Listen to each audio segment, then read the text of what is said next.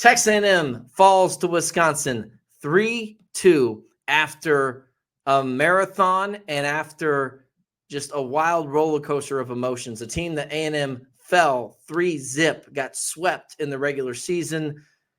They take them to the brink. They take the Badgers to the brink. 15-13 decisive fifth set.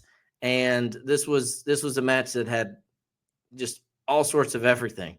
Just by the way, backing up to that sweep, that match was probably more competitive than it seemed at, just from the base score line. That second set was 30-28. So A&M was competitive in that match, probably, again, more than the sweep would suggest. But this game tonight, oh my gosh. First of all, the efficiency was crazy for both teams, but especially for Texas A&M. When both teams were winning the set that they were in, they were going nuts. That first set was crazy. First set was 39% hitting percentage for A&M, 54% from Wisconsin. So that was sort of your shootout. Then a little bit of a slugfest. A&M, I think, kind of slowed their horses down and got it together. They went on a nice little run in that second set. They take control with the win in that second set, 25-18. By the way, some of the top performers on the night, Logan Lednicki, she does what she does, 23 kills. Emily Helmuth, 14 kills. And I will point out someone who I was very impressed with, Morgan Perkins, came in clutch time and time again. They needed that extra attack, that extra option. You've got Afena Kasapala up as a middle blocker and Logan Lednicki, of course. By the way, Maddie Walk, the setter, I don't see how many assists she got. 56 assists on the night. So she was great. Taylor Humphrey, another girl who can chip in there on the front line. 8 kills for Humphrey, 14 for Helmuth, 23 for Lednicki, but 13 for Morgan Perkins in what felt like more limited action just watching it live. And A&M, that second set really impressed me, second and fourth set, because not just they won those, but it was you go into it, I go into it, like, okay, first set, we'll see what this goes. Let's see how this goes. A&M is clicking on all cylinders for a little bit, but Wisconsin's just playing out of their mind. And, like I said, they're hitting 54%. So they win that one. But you thought, okay, if they're just not going to be, demigods, eventually A&M can come back into this game. They slow down the attack a little bit. I think the block got a little more consistent, and A&M was able to grind out some points. And they had a nice little run at one point where, they built it up to 19-12. Wisconsin, though, battled back, kind of tightened it up a little bit toward the end.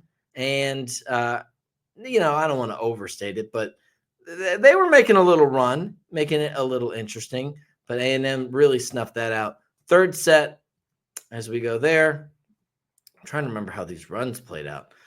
Third set, back and forth for the most part. A&M had the lead late, 17-15.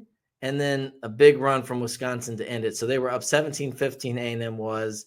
And then down the stretch, 25-19 the final. So can't do math. What is that? That's 10-2 run to close it out. So they just had it going. They had, some of their big hitters showed out as well. Sarah Franklin, 21 kills. She's one of the best players in the country.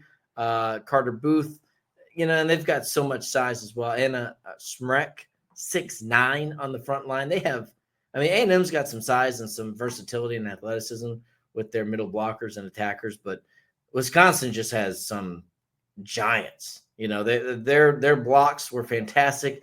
And I think, too, what felt like the difference to me was, especially in that fifth set, I want to get to that fifth set. You fall behind 11-6, and it looks like, man, A&M's just not going to have enough in the tank to get through this. They've kind of hit the wall, and they're falling apart a little bit. But little by little, not just the sets from WAC, but the defensive play from Wisconsin really tested Texas A&M. It felt like there were so many points throughout the match tonight where A&M had great swings, great attacks, and you're like, there's no way anyone's saving that. But Wisconsin just digs it up and finds a way. They were great defensively, and I think that was the difference in when Wisconsin was able to kind of power through what should have been like runs for A&M to finish it off, and they shut them down. I think Ellie Stinson, by the way, she had a huge stretch. Can't remember which one of these sets it was, which set it was, but she had one stretch where A&M kind of had to battle through and come out on top, and they did it with her serving. Yeah, here it is. I think it was 16-15 in the fourth set. And again, do or die for A&M. And Ellie Stinson came in after, side out. She came in when it was 17-15, and then they run it up. Eventually, they go on to win it 25-23. And again, it tightened up there in the fourth set, but A&M just finds a way. I thought Athena Casapala was fantastic on the block tonight. She, with overpasses and just keeping plays alive. And Logan Lednicki looked really good on the block. Just a lot of versatility and a lot of moving parts that you've seen from this team improve as the season's gone on. Just some final thoughts. Moving forward, this team is going to have so much to work with next year. They just signed one of the top recruiting classes in the country, and they have so much coming back. I mean, Athena Casapala coming back, Emily Helmuth coming back. You've got Logan Lednicki, of course, Margot Manning, Taylor Humphrey, Ava Underwood, all these girls, Maddie Walk, Morgan Perkins, all these girls coming back, and you've got a top 10, and some others, by the way, and you've got a top 10 recruiting class on the way. I believe it's top 10. So, and transfer portal, I think this is the type of game, match, season trajectory that you can sell to recruits and transfers and fans to say, get on board. There's fun things happening. It reminds me a lot of Texas A&M volleyball. Well, it definitely reminds me of A&M volleyball. No, it reminds me of A&M softball, where first year make the tournament, bow out in the regional, but you make it to that regional final, sort of, and you lose to Texas, the same way volleyball lost in the second round to Texas last year. But you took a set off of Texas, and you took a game off of Texas for softball. Or I don't know if they took a game off Texas for softball last year. But anyway, you were in that regional pretty good. You were in the game to take control of the regional for softball. And then last year, the super regional, you fall to Texas, but you're building, right, with Trisha Ford and those girls. With this team, I think you're seeing the building going on. It's not quite like baseball where you come in, you instantly make the Final Four of the College World Series and the championship game next year. Not quite that, but to go from missing the tournament to making the tournament, taking a set off the national champions, and then this year, you go Sweet 16, a team that's made now 8 Elite Eights in a row, but you took them down to the wire in Big Ten territory. I think that says a lot about the energy around this program. And again, you still have a lot of experience coming back, and I think you're going to have a lot of talent to work with.